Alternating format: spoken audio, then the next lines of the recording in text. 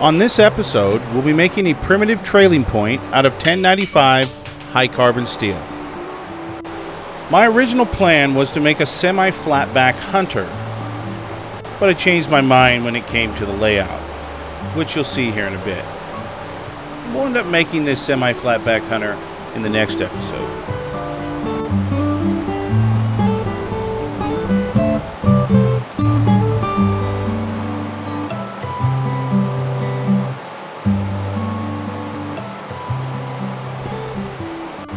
I chose to use machinist layout fluid so that we could scribe our pattern onto our steel.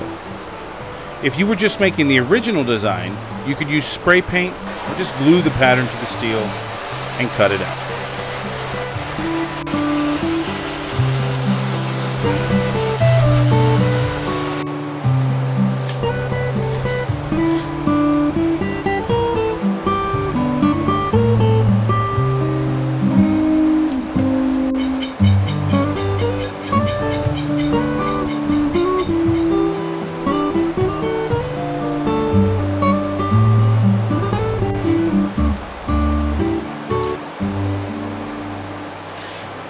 At the time of recording this video, I did not have a working bandsaw, so I chose to use an angle grinder to cut out our piece, or in this case, pieces.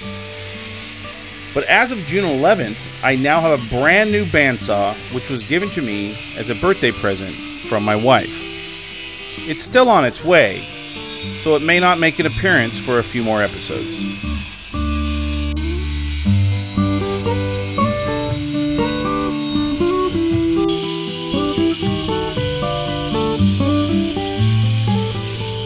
This project is about 60% stock removal and 40% smithing, which is a great ratio if you are doing small batch production work like we are here.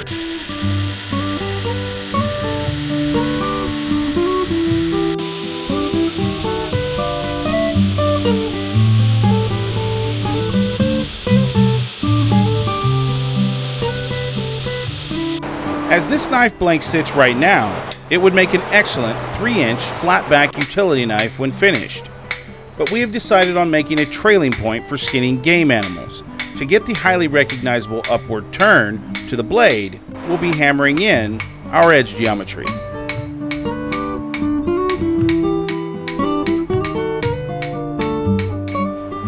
From this point, the process is the same as it is for all other full tang knives.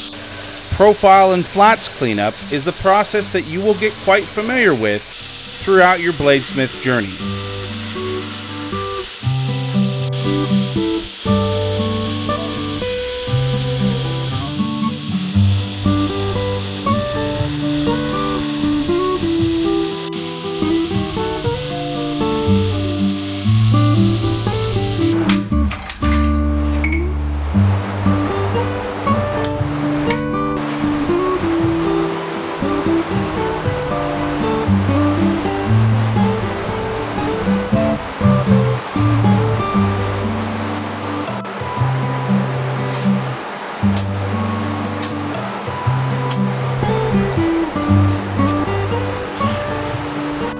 The full tang knife is quite different than the hidden tang or partial tang knives.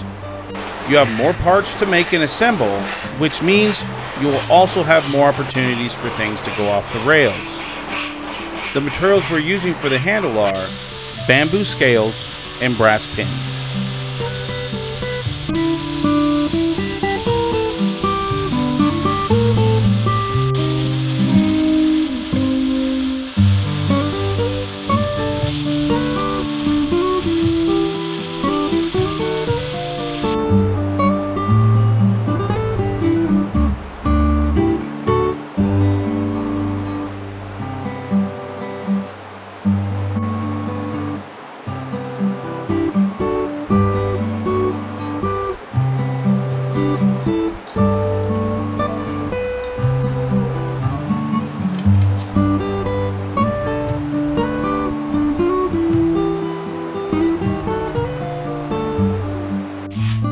Remember, my friends, sometimes today tricks you into thinking tomorrow will be the same. Stay safe out there, be well, and as always, Forge on.